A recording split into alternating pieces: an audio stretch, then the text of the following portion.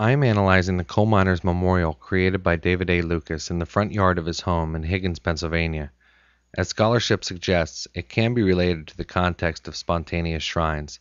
These shrines are not only commemorative in that they remember the deceased, but also performative in that they seek to inform the public of a political issue and motivate a political change. As Jack Santino writes in his article, Performative Commemoratives, Spontaneous Shrines, and the Public Memorialization of Death, in spontaneous shrines the duality is expressed that they both commemorate deceased individuals and suggest an attitude toward a related public issue. The shrine is an assemblage of coal mining tools, structures, carved mannequins, and signs. The question raised in my mind concerning this assemblage is David's motivation for creating the memorial. Why has he put all of this time and effort into assembling this in front of his home on a busy thoroughfare? Does he have a message that he's trying to raise awareness about? Is it only a memorial? The memorial is located at David A. Lucas's house at 320 East Main Street, Higgins, Pennsylvania, 17938. David's house sits on a busy road, Route 25. He has assembled the memorial on the road front so that it is clearly visible from the road. Higgins is located in what is known in the vernacular as the southern anthracite coal fields of Pennsylvania. This is in reference to the Wyoming Valley to the north, where most of the hard coal was produced. The Wyoming Valley had many underground mines in operation until 1959. During that year, the Knox mine disaster caused a breach of the Susquehanna River into the Knox mine and subsequently flooded the entire underground mine network, ending the production of coal in the Wyoming Valley. Since 1959, no underground coal mining has occurred in the Wyoming Valley, although limited amounts of anthracite are strip mined from the areas to the south and west. In 1995, total production from these mines was approximately 8 million tons, compared to 100 million tons at the industry's apogee. Few miners are employed as most of the work is now done by machines. In the southern coal fields, most mining is accomplished by strip mining. There are small, family-run underground mines operated by what are known as independent miners. Independent coal miners do not belong to a union. They are not paid by a large coal company such as Reading Coal Company. They lease land from local owners and work the mines to sustain their families. Their numbers are becoming less and less. Today there are only 10 independent mines left. David A. feels that the government regulators are poised to stop these miners from operating. Through routine inspections, they fine and threaten to imprison these men for not following the same regulations as a multi-million-dollar corporation. The independent coal miner does not have the resources to comply with the same regulations as these large corporations. If they do not comply, they are given stop orders by the Mine Safety Health Administration, or MSHA. In this case, the independent coal miner is stuck with no income until he is in compliance. The coal miners in the southern coal fields describe coal mining as a way of life.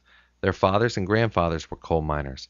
This can be compared to the way generations of family farmers take up the occupations of their forefathers.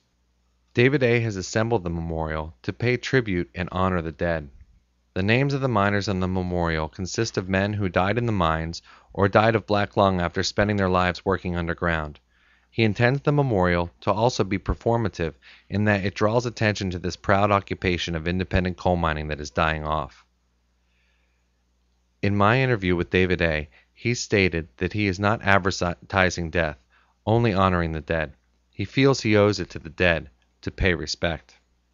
I thought, well, I got a statue made up of a coal miner, a big tree stump there, and I thought, well, I'm going to put name tags on where people are deceased from coal mining, either through black lung or died in an accident in the mine, got killed in the mine or whatever, or truck driving at the breaker or whatever, to show respect to the dead. Because there is none for the, there is, but there ain't in a certain way, more or less from the federal government, there is no respect for the living. David A. has a coal miners' picnic each summer in Higgins. At this picnic, he sells hats, shirts, and beer mugs of his own design, promoting the struggle of the independent coal miner. Like I said, I have close to 30 names I'll be putting on here after my picnic next week. When I get the stuff, I wear hats and shirts again, you know, and so forth and so on. And I advertise my hats, my shirts as independent coal miners, which is very, very slim right now because there might be 10 mines that are still active, that are independent coal miners from there on. They'll squeeze them all out to be only 9 mine workers then. In the interview, he spent more time describing the conflict with the government than speaking about the memorial itself. This sentiment is evidenced on the memorial by a sign that reads, "My heart belongs to the mine, but my ass belongs to the DER." This sign here, "My heart belongs to coal mining, but my ass belongs to the DER." Yep. DER, Department of Environmental Resources was. I was in court with them several different times, and I beat the pants of them in court, and they did originally change their name from DER to DEP through me. Oh, DEP, gotcha. DEP today now. Right now the sign being made up, my heart belongs to coal mine, but my ass belongs to Federal Bureau of Mines. DER, DEP, they changed their star now. This memorial is unlike other spontaneous shrines, as its emphasis is occupational. It has not been assembled to mark a tragic place where the roadside shrines mourners assemble, as in Monger's wayside shrines, Everett's roadside crosses and memorial complexes in Texas, or as documented in Smith's roadside memorials, some Australian examples. Its performative feature is comparable, but not the same as Santino's study of Irish mural paintings in public protest in popular style, resistance from the right in Northern Ireland and South Boston. This bricoleur is similar to Bronner's Cal in Grasping Things, as they both assemble structures with materials from their surroundings. However, Cal was a carpenter and painter by trade. David A. takes what material he needs from the mines and has applied it in his yard. The tree stump gravestone carvings in Grasping Things are occupational. They sit in a graveyard and have a commemorative feature, but no performative feature as the coal miner's memorial does.